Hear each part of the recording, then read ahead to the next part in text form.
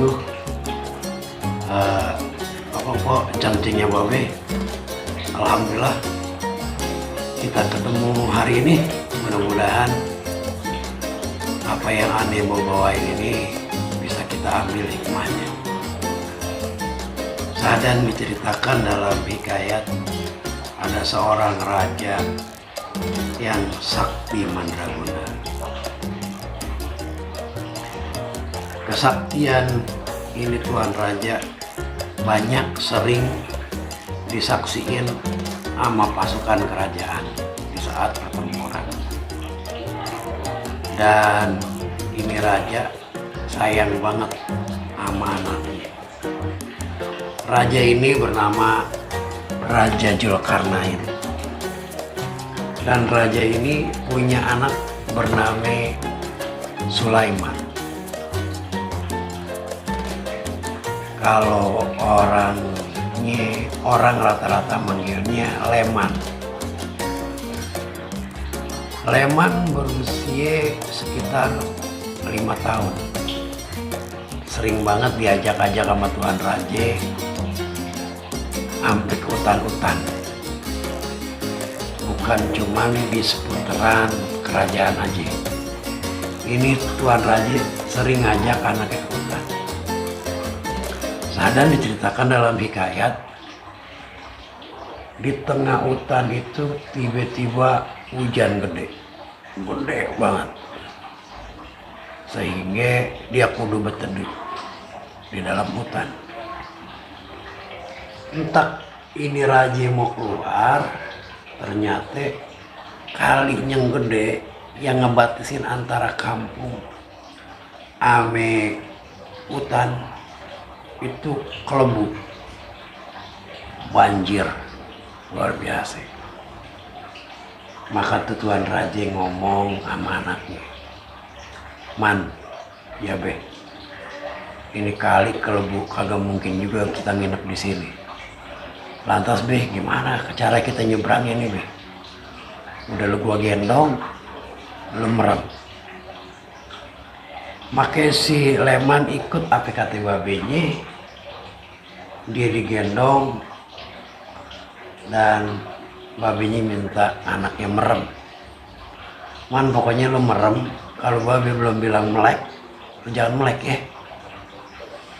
Maka si Leman merem. Nggak berapa lama si Leman disuruh melek lagi. "Udah man, melek." Abang none encing-encingnya babe. Ternyata begitu si Leman melek, udah ada di seberang. Dia kagak tahu bagaimana caranya babenya bisa nyebrangin itu sungai. Dia merem, tiba-tiba udah ada di seberang, udah ada di kampungnya, nggak lagi di hutan. Hari berganti hari, waktu berganti waktu, Leman ini udah mulai dewasa, udah mulai remaja. Ketika itu berumur 15 tahun. Raja Jul ini punya bini namanya Potati. Permaisurinya namanya Potati. Tinggi langsing, hidung mancung, mana cakep, putih bersih Potati. Dan si Leman ngomong sama emaknya, "Mak, kenapa tong? Saya pengen beklan nama. Jangan di kerajaan doang, anaknya kan nanti bakalan gantiin babe. Makanya saya kudu keluar dari istana, ngelang-lang buananya. Tong, emang lu udah berani apa? Beraninya tenang aja. Ya udah ntar gue bilang sama babe."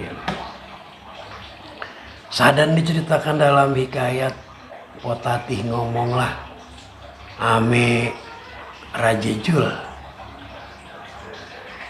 "Pih," kate permaisuri, "kenapa? Tuh si Leman pengen ngelang-lang buana, pengen ngerantau, pengen mempelajari kehidupan di luar. daripada istana. Ya udah boleh, ntar gua gua siapin siapa pendamping dia ketika dia ngelanglang buana keluar. Ya udah panggil si Leman ke sini. Makanya dipanggil lah si Leman, ngobrol lah dia bertiga. Man, ya be, benar kata emak lo. Apa be?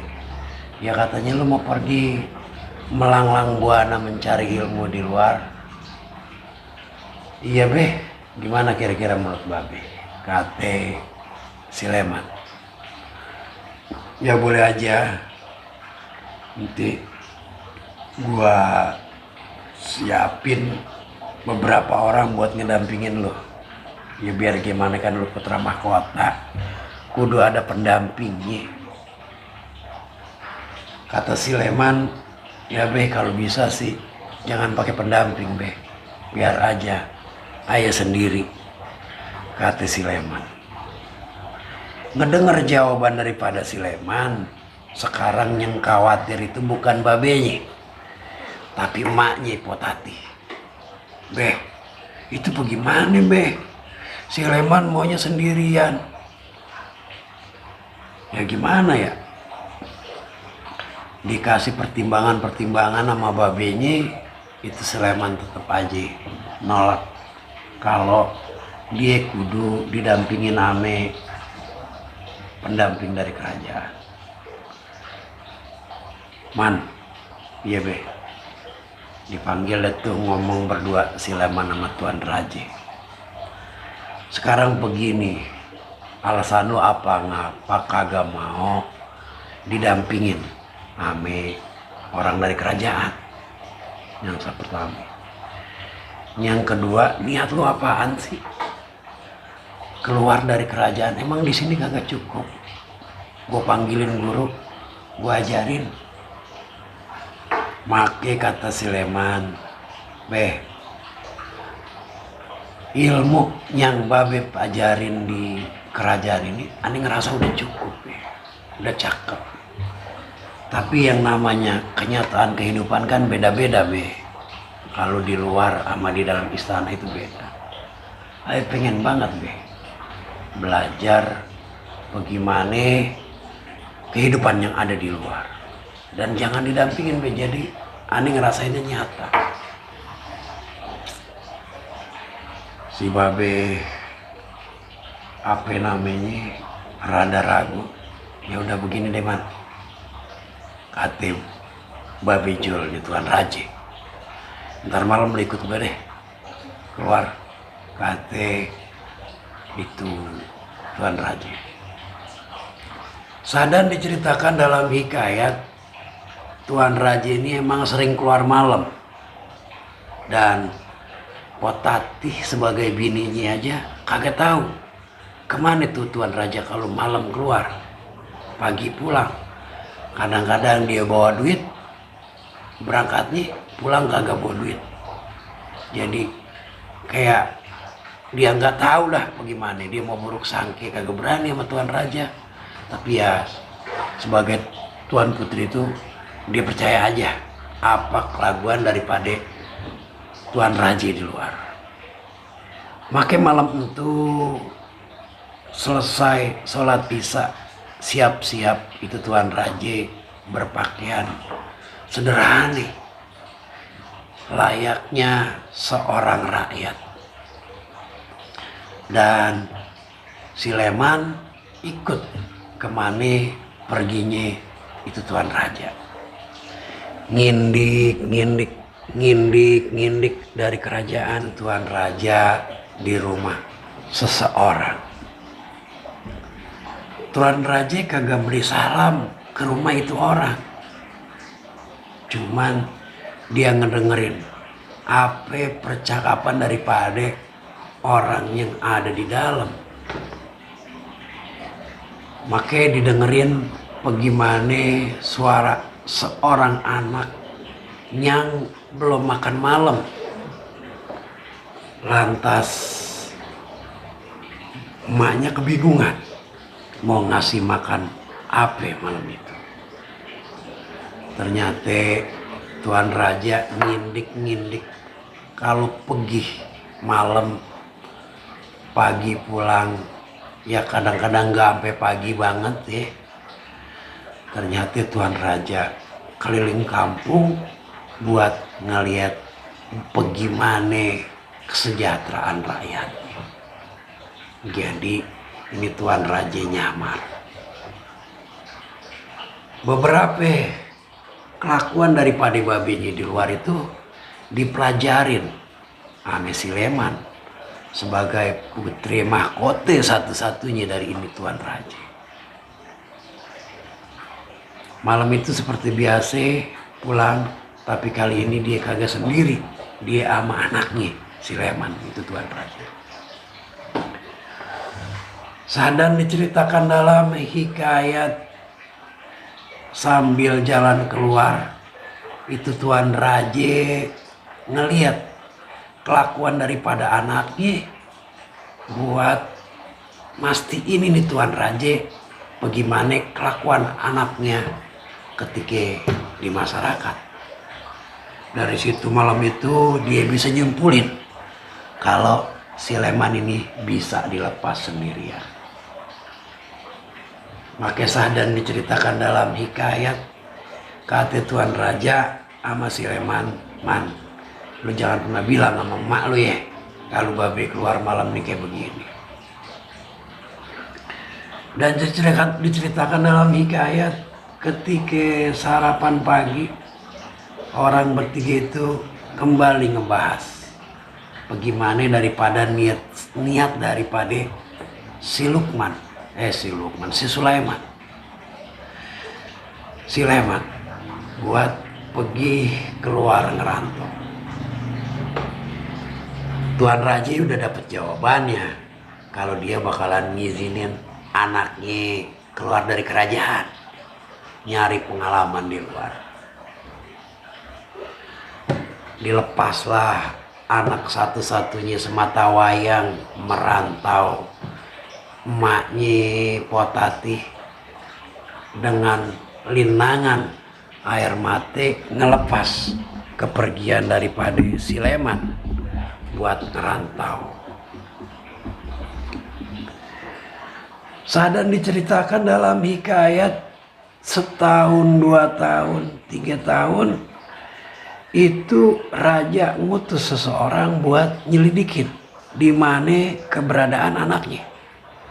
Dan diketahui anaknya ada di sebuah gunung dan berguru kepada seseorang.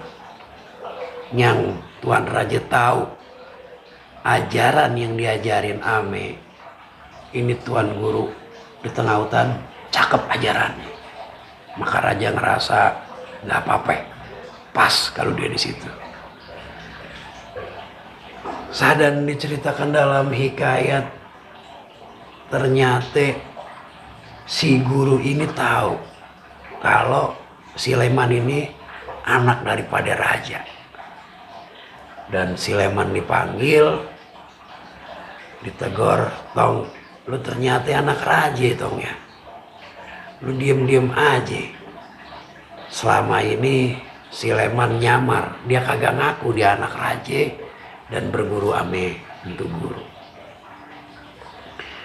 Abang Po encang-cingnya babe diceritakan dalam hikayat, setelah ketahuan si Leman ini anak raja, ngindik-ngindik si Leman keluar daripada itu perguruan. Dan tahun ke-7 ke-6 si Leman kagak tahu di mana keberadaannya. Tuan Raja ngutus orang buat ngelihat bagaimana keadaan anaknya di untuk perguruan. Ternyata si guru nggak bisa ngejawab. Tuan Raja, setelah ayah tahu itu anak Tuan Raja, maka ayah panggil, ayah tegur. Ternyata lu anak raja. Karena dia daftar ke sini, dia bilang dia itu seorang pengembara, seorang diri. Dan nggak ngaku siapa babenya, siapa maknya. Entah saya tegur hari itu, dan beberapa hari kemudian dia pamit sama Aye lewat surat. Dia pergi ngindik-ngindik keluar daripada ini perguruan, Tuan Haji. Saya nggak tahu di mana keberadaannya si Leman saat ini. Maka kejadian itu dilaporin kepada Tuan Putri. Tuan Putri ngerasa sedih. Permaisuri ngerasa sedih. Dia kehilangan lagi jejak daripada anak. Abang Pok jangcing nyawa be di tahun ke-15. Ini Tuan Raja pengen ngobatin kesedihan daripada Tuan Putri. Makin diadain lomba bermacam-macam. Ada lomba bekude, mana nombak, main pedang. Macam-macam diadain lomba, kayak sekarang 17-an. Cuma ini Abang Pojak cenyawa, lomba ini bukan sembarang lombe. Karena bagi yang menang, dia dapat hadiah. Dan juga dapat posisi di kerajaan. Dan lomba ini diikutin ame beberapa kalangan. Terutama beberapa perguruan silat. Beberapa perguruan tinju. Beberapa perguruan-perguruan yang ngasah kanuragan. Perlombaan ini juga kagak ketutup ame karyawan kerajaan yang masih honor, yang belum jadi karyawan permanen. Salah satunya adalah si Mastur, tukang ngurus kuda di kerajaan. Yang pada saat itu si Mastur itu baru 2 tahun masuk jadi seorang penjaga kandang kuda kerajaan. Maka diceritakan dalam hikayat, dimulailah itu perlombaan. Tuan Raja ngebuka, diumumin di tengah rakyat yang udah berkumpul. Saudara-saudara semua, mari kita sambut perlombaan ini dengan sukacita. Dan mudah-mudahan dari lomba ini kita akan ngelihat siapa orang-orang terbaik di wilayah kita, di kerajaan kita, yang gagah perkasa. Centreng, dipukul itu gong, trompet dimulai.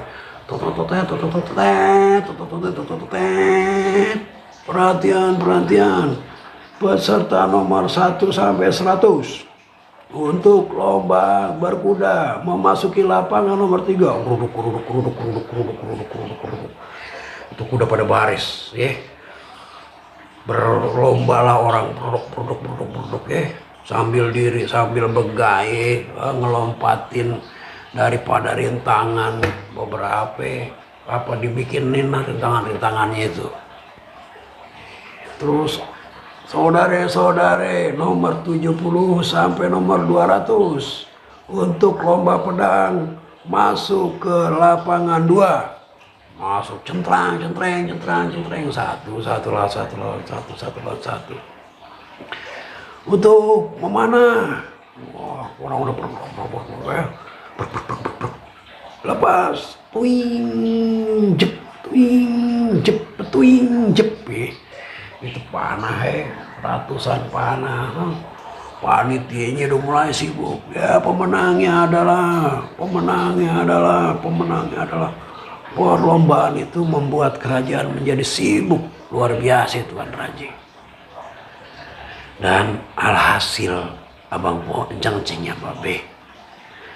Perlombaan ini dimenangi nami si Mas Setur, seorang anak muda yang rambutnya gondrong, kumisnya panjang, jenggotnya udah mulai butek.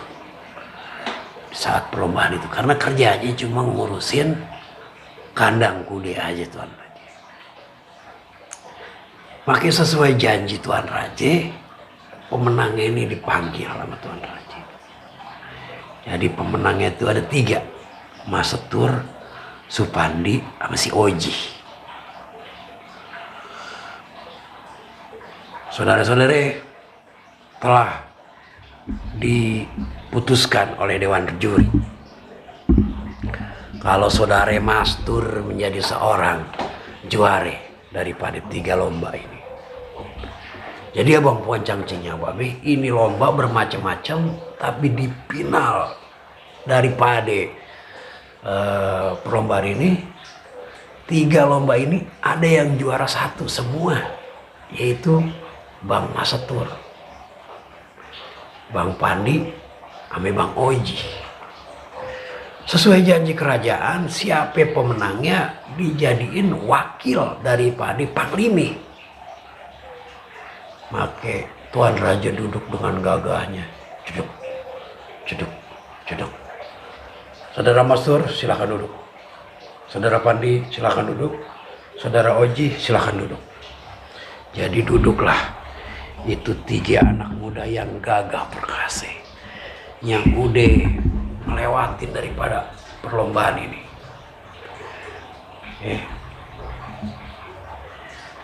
Sesuai janji kerajaan bahwa selain dapat hadiah, anak muda ini bakalan dapat posisi. Masetur, ente juara 1, ente jadi wakil daripada Panglimi. Pandi, ente juara 2, ente jadi kepala peleton tentara berkuda. Ente Oji juara 3 sebagai kepala peleton pasukan memanah. Jadi 3 ini udah dapat hadiah, dapat jabatan yang tinggi. Sadar diceritakan dalam hikayat itu masih Masetur nolak daripada hadiah jabatan yang dikasih sama Tuan Raja. Tuan Raja, kenapa itu? Gini Tuan Raja, saya kan baru 2 bulan jadi karyawan kerajaan. Dan saya juga bukan dari perguruan mana-mana yang bisa dikenal sama orang. Alangkah baiknya kalau saya nolak ini jabatan, diserahin aja sama Pak Bang Pandi. Diserahin aja sama yang lain. Biar saya ngurus kuda aja Tuan Raja. Tapi jangan takut Tuan Raja. Kalau orang memanggil, saya akan diri di paling depan. Begitu kata si Mastur. Sadar diceritakan dalam hikayat, nama Masetur ini jadi terkenal di kuping rakyat, di kuping masyarakat. Dan Masetur ditunjuk sebagai ketua daripada bengkel itu kendaraan-kendaraan yang ada di kerajaan.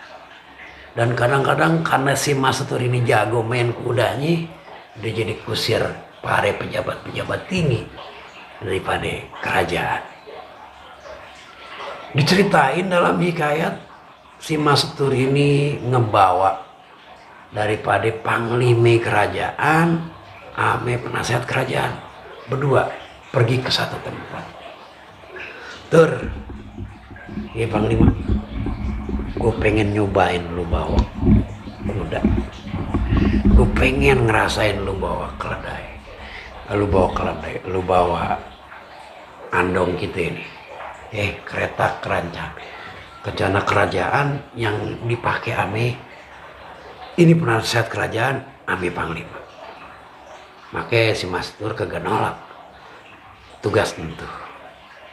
Abang poncang cinya babe, make si Masetur nyetirin deh itu kereta kencane yang ditumpangin sama 2 orang petinggi kerajaan. Rencananya dia mau pergi ngopi di luar, kalau sekarang di mall ngopi-ngopi di mall. Makanya sadar diceritakan dalam hikayat, si Masetur ngedengerin omongan daripada 2 orang pejabat kerajaan ini sambil mengais kudanya, letak letuk letak letak letak letak letak letak letak letak letak letak letak letak letak letak letak letak letak. Emang dirasain banget kalau si Masetur ini bawa kudanya cakep. Ya ditambah lagi nih kereta kerajaan ini suspensinya beda sama apa namanya andong-andong biasa ya. Letak letuk letak letuk letuk letak letuk letak letuk letak letuk letuk letuk letuk. Gimana Tuan sampai di sini? Ya Tur, bentar lagi sampai sana Tur ya. Tek tek tek tek tek tek tek. Si Mas Tur ini ngedenger kalau ini orang berdua punya rencana busuk. Dikarenain ini raja pangeran kagak datang-datang dan Tuan Raji udah mulai tua, udah mulai sepuh. Ternyata panglima kerajaan ini berniat buat ngegulingin itu kerajaan. Dan dia kerjasama sama penasehat kerajaan. Bro, di dalam daripada kendaraan. Bro, ini Tuan Raja udah mulai tua, sepuh. Dan si Leman seorang pangeran itu, calon raja itu kagak nongol-nongol. Udah sekian tahun. Lantas bro, kita gulingin aja nih raja ya, jangan sampai ini kerajaan kosong. Kagak ada ini. Ya kita gulingin aja kalau gitu. Kata penasehat kerajaan yang bener aja apa lu? Masa raja kita mau kita gulingin? Terus siapa rajanya? Ya gua lah, kata itu panglima. Lantar gue jadi apa kata penasehat kerajaan? Lu tetaplah jadi penasehat kerajaan, cuman tunjangan lu gue gedein. Terus siapa lagi yang bakalan kita ajak jadi orang yang ngedukung kita? Kata penasehat. Bro, kalau kita pakai wakil gua si Pandi, rasanya kagak mungkin. Karena orang yang baru ngejabat pasti dia itu setia banget. Tapi kita punya satu orang yang luar biasa. Siapa bro? Si Mastur lah. Dia kan juara lomba ketangkasan itu. Dan dia punya keahlian. Aneh yakin dia ini juga main anak cakep. Kata itu panglima kerajaan. Yaudah, bisa kita susun tuh rencana tuh ya. Si Mastur sebagai tukang apa namanya nyetir itu andong denger banget apa daripada maunya itu panglima berdua, panglima sama penasehat kerajaan. Dan sadan diceritakan dalam hikayat, Tuan Raja ngelihat Tuan Putri ini udah permaisuri ini, bukan Tuan Putri ya, permaisuri ini udah sedih banget. Usianya udah mulai sepuh dan sakit-sakitan. Ngelihat kondisi kayak gitu, maka Tuan Raja punya pikiran kalau nyuruh Tuan permaisuri ini jalan-jalan. Maka dipanggillah dayang-dayang kerajaan. Ini dayang-dayang punya ketua dayang-dayang namanya Pok Mamas. Kata Tuan Raja, Mas, iya Tuan Raja, kenapa Tuan Raja? Lu bawa ada tuh Tuan lu jalan-jalan kemana kek? Lantas Tuan Raja gak ikut? Gak, biar dia ngerasain. Dia jalan-jalan sama lu dah, biar ada bebasan. Mungkin dia pengen curhat sama lu. Kemana Tuan Raja kira-kira? Ya terserah dia. Nanti yang bawa kendaraan siapa Tuan Raja? Lu suruh aja Mas Tur. Gua dengar si Mas Tur itu kalau bawa apa kendaraan halus cocok buat majikan lu.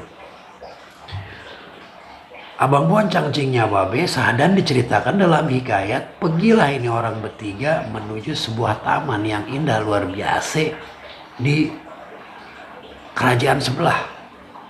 Jadi dia berkunjung ke kerajaan sebelah yang memiliki taman yang berbeda daripada ini kerajaan. Tapi itu Pomamas melihat sesuatu yang agak aneh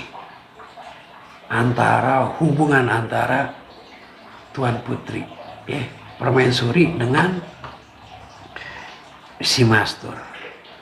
Karena pada saat di taman, si Mastur pengen ngomong ame permaisuri. Kebayang nggak Abang Bonceng Cinya Babe? Supir pengen ngomong empat mata sama tuannya. Yang notabene itu orang berdua jarang ketemu, jarang ngobrol.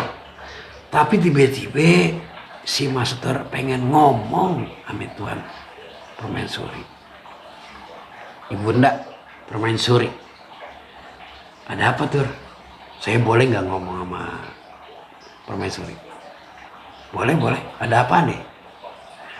Tapi saya pengen dayang-dayang kagak ikut. Kita ngomong berdua aja nih. Make itu permaisuri setuju, bisa dia berdua ngobrol. Ini Pomamas Anda ini penasaran kira-kira apa yang dia omongin. Abang Bonceng Cinya Babe sepulangnya daripada itu tuan permaisuri ke kerajaan, mukanya beda sama waktu berangkat. Yang kelihatannya kusem waktu berangkat, ternyata pas pulang cerah, bahagia luar biasa. Dan dia nggak cerita kenapa sebabnya dia bahagia ame Pomamas yang sebenarnya dekat banget Pomamas ame Potati ini. Makanya diceritain dalam hikayat perubahan daripada sikap permaisuri ini kelihatan banget, kelihatan bahagia. Dan akhirnya Pomamas kagak tahan, dia ngomong sama Tuan Raja. Tuan Raja, iya Mas, Mas bukan Mas Abang, bukan Mas ya, Mamas. Iya Mas. Tuan Raja merhatiin nggak perubahannya permaisuri? Kenapa? Itu bininya Tuan Raja itu semenjak jalan-jalan ke taman negara sebelah tuh, mukanya beda Tuan Raja. Bahagianya beda Tuan Raja. Saya curiga nih Tuan Raja. Kalau curiga lah bagus lah Mas. Bukan gitu Tuan Raja. Bukan karena suasana di sono beda sama di sini. Tapi gara-gara hubungan antara si Mastur ame istri Tuan Raja sama bini Tuan Raja. Itu Tuan Raja langsung gebrak meja nunjuk si Mamas. Jangan fitnah lu, jangan sembarangan lu. Masa bini gua ada main sama tukang ngurus kuda. Songong banget tuh kalau ngomong Mas. Tuan Raja liatin aja bedanya. Gimana kondisinya. Ya udah, nanti gue selidikin, kata Tuan Raja. Tuan Raja orangnya bijaksana. Tuan Raja suka nolong orang kecil. Tapi urusan cemburu sama bini, ini Tuan Raja kagak tahan. Karena baru kali ini ada orang laporan kalau bininya ini ada main sama orang lain.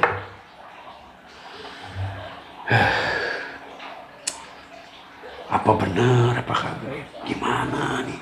Kata Tuan Raja. Gue tabahin aja deh. Gue panggil bini gue nih. Benar apa kagak?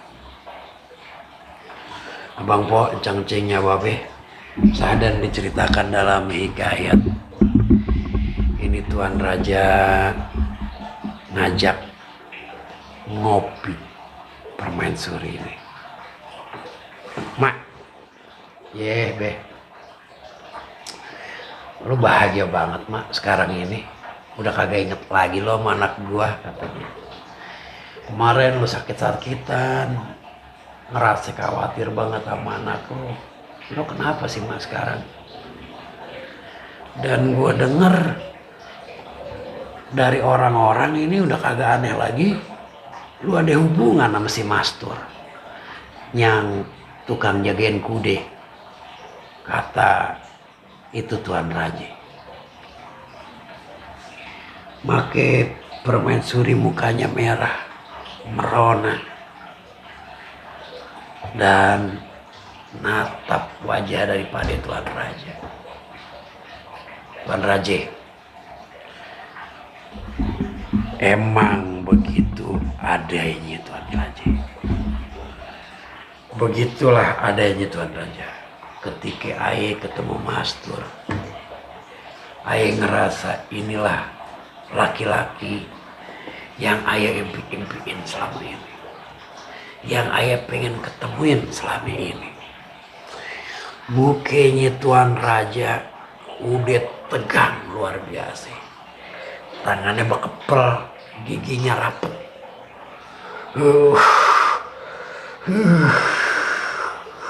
Ini orang nyanjung orang lain luar biasa kayak gini.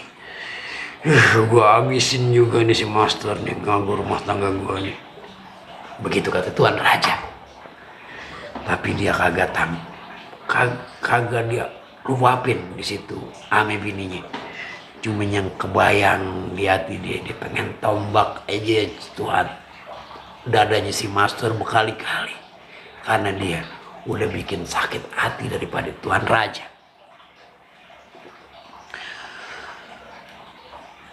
Lantas tuh Tuan Putri ngelanjutin ceritanya tanpa beban, Abang Poncang cinya babe. Tuan Raja, apalagi kemarin si Master itu udah Ayah bawa ke salon, pedikur, medikur, Ayah beliin baju yang cakep, rambutnya udah kagak panjang lagi, pendek. Pokoknya cakep banget Tuan Raja. Itu Tuan Raja makin kebakar cemburunya. Maka itu Tuan Putri megang tangannya daripada Tuan Raja. Sabar sayang, sabar, jangan cemburu gitu dong. Dikau adalah suamiku satu-satunya dan dikaulah dambaan hatiku, kata ini Tuan Putri, kata permaisuri. Lah itu ada laki-laki lain yang bikin lu kayak gitu, kata Tuan Raja. Akhirnya tumpah juga gara-gara ini permaisuri manas-manasin Tuan Raja. Tuan Raja, pertama Ayah pergi ke taman negara sebelah itu, si Master cerita siapa dia sebenarnya. Tuan Raja tahu siapa dia sebenarnya. Ternyata Tuan Raja orang yang Ayah rinduin selama ini. Dia udah ada di istana selama 2 tahun belakangan ini. Dan dialah Master. Sebenarnya itu si Leman, anak kita. Dia nyamar masuk ke kerajaan sebagai tukang ngurus kuda. Tuan Raja tercengang dan kaget. Masya Allah, bener Mi kayak gitu Mi. Iya Pi. Dia nunjukin tandanya di sini. Ya, tanda lahir dia.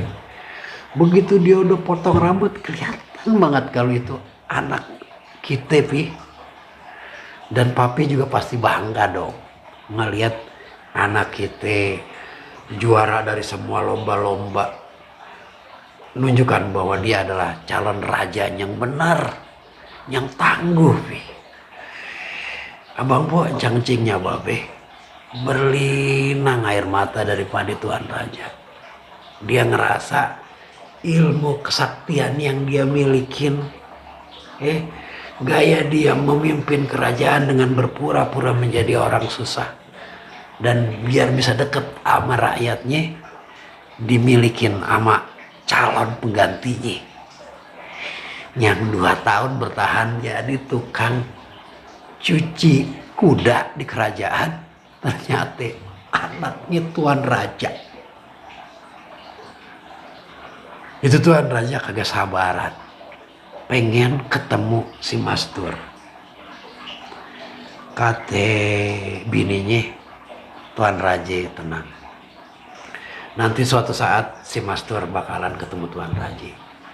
Cuma ingat, dia punya kerjaan sekarang ini.